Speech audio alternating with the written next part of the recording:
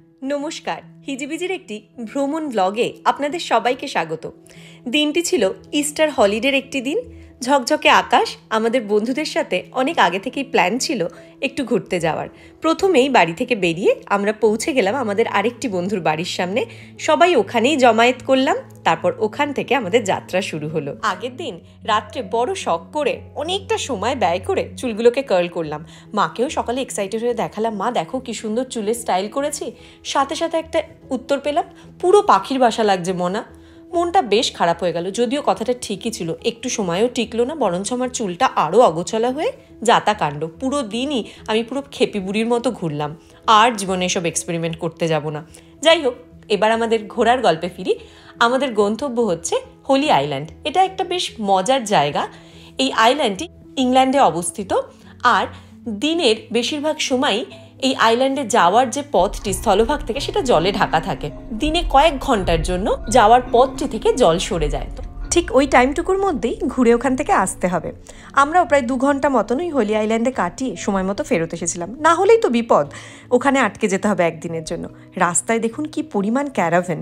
এই Easter holiday বা যে কোনো লং উইকেন্ডে সবাই ক্যারাভেন নিয়ে বেরিয়ে পড়ে ঘুরতে। আমাদেরও শখ কোনো না কোনো দিন ঠিক আমরা ক্যারাভেন নিয়ে একবার ঘুরতে যাব। এটাও একবার এক্সপিরিয়েন্স করতে হবে। যাই হোক, আমরা তো পৌঁছে গেলাম হোলি আইল্যান্ডে। এটা হচ্ছে ওদের পার্কিং লট। ওখানে গিয়ে আবার আমাদের সবার একসাথে দেখা হলো। এইবার আমাদের ঘোরার পালা। আমরা হোলি আইল্যান্ডে পা রেখেছি, আমরা হোলি হয়ে গেছি। আমাদের আনন্দ আর ধরে কে, তার মধ্যে এরকম একটা ঝকঝকে তকতকে ওয়েদার। এত সুন্দর জায়গাটা দেখে মন ভরে গেল। আর বাচ্চাগুলোর তো আনন্দের কোনো শেষ নেই। ওরা আসলে প্রায় এক বয়সী সবাই। যখন একসাথে হয় ওদের আর দেখে কে। চকচকে ওয়েদার হলে কি হবে, এত ঠান্ডা ছিল, হাড় পুরো কাঁপিয়ে দিচ্ছিল, প্রচণ্ড হাওয়া। তাই আমরা যতটা না ঘুরছিলাম তার থেকে বেশি কাঁপছিলাম। আর ওই ঠান্ডায় এদের আবার আইসক্রিম খেতে হয়, যদিও আমিও খেয়েছি। ঘুরতে যাবো আর সামনে আইসক্রিম গাড়ি থাকলে খাবো না?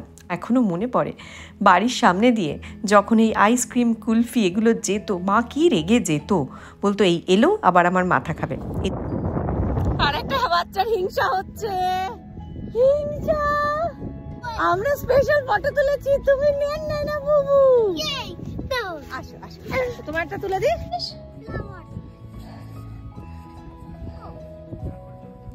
চ চ, থ্যাংক ইউ থ্যাংক ইউ। ঘুরতে এসে আমার কিন্তু ভালোই প্রাপ্তিযোগ হলো। এইটা বড্ডই দামি। তারপরে আমরা ওই হোলি আইল্যান্ড থেকে বেরিয়ে একটি ঝর্ণা দেখতে গেছিলাম। সে এক মহাকাণ্ড। সেখানে গিয়ে আমরা রাস্তা গুলিয়ে একটা খামারে ঢুকে পড়লাম। তারপর তো ওয়েদারটাও আস্তে আস্তে খুব খারাপ হতে আরম্ভ করলো। আমাদের পরবর্তী গন্তব্য ছিল বারবিকাপেনটুইট বলে একটি টাউনে। টাউনটিতে পৌঁছেই এত বৃষ্টি হচ্ছিল, বেশ কিছুক্ষণ আমরা সবাই গুটিসুটি মেরে গাড়িতে বসেছিলাম। একটু বৃষ্টি কমতেই প্রথমেই আমরা বেরোলাম খাবারের সন্ধানে। পেটে পুরো ছুঁচোয় ডন মারছিল। বেশিরভাগ রেস্টুরেন্টই দেখলাম বন্ধ, তবে একটি ফিশ অ্যান্ড চিপসের দোকান আমাদের প্রাণ বাঁচালো। ফিশ অ্যান্ড চিপস খেয়ে নিজেদের বেশ কিছুটা আবার প্রাণ শক্তি জুগিয়ে বেরিয়ে পড়লাম টাউনটিকে ঘুরে দেখতে। টাউনটি খুব সুন্দর, পুরনো একটি শহর। এই নদীটি হচ্ছে টুইড নদী। এর পাশ বরাবরই এই শহরটি গেছে। নদীর ধারের এই রাস্তাটার একটা বেশ একতলা দোতলা ব্যাপার আছে। পাঁচিলটার উপর দিয়ে একটা রাস্তা, নিচ দিয়ে একটা রাস্তা। বাচ্চাগুলোকে নিয়ে আমি টুক করে উঠে গেছিলাম উপরের রাস্তাগুলো দিয়ে হাঁটতে। আমরা কি করেছি? আমরা পালিয়ে এসেছি বলে দে। দাঁড়া, আবার নামবো। তারপর আমরা গেছিলাম স্পিটল বিচ। যদিও আমরা বেরোনোর পরই সন্ধে নেমে এসেছিল, ওয়েদারটাও আবার খারাপ হয়ে গেছিল। এদিকে এদের দুজনের মজা দেখুন। অনেক শর্ত টর্ত মেনে তাদের একটি গাড়িতে বসতে দেওয়া হয়েছিল। আমরা যখন পৌঁছাচ্ছি রাস্তার দুধারে ক্যারাভেন হাউস ভর্তি। এগুলোতেও না আমাদের থাকার খুব ইচ্ছা আছে। ক্যারাভেন চড়া আর এই ক্যারাভেন হাউসে থাকা, এই দুটোই বাকেট লিস্টে আছে। সব বন্ধুরা মিলে একসাথে এই বাড়িগুলোতে থাকলে অনেক হুল্লোড় করা যায় ঘুরতে এসে। এদিকে দেখুন, এই ট্রেন লাইনের ক্রসিংটা একজন মানুষ এসে খুলে দিলেন। এটা পুরো ম্যানুয়ালি পরিচালনা করা হয়। এখনো ইংল্যান্ডের বা স্কটল্যান্ডের বহু জায়গায় বহু কাজ ম্যানুয়ালি করা হয়। যাই হোক, বিচে তো পৌঁছলাম। প্রচণ্ড সুন্দর, বহুদিন পর বড় বড় ঢেউওয়ালা একটু সমুদ্র সৈকত দেখলাম। এখানে সাধারণত সমুদ্র দেখতে খুব সুন্দর, কিন্তু পুরীর মতো সেই বড় বড় ঢেউটা নেই। ফেরার পথে নিজেদেরকে আরেকটু এনার্জি দেওয়ার জন্য আমরা ঢুকলাম চায়ওয়ালাতে।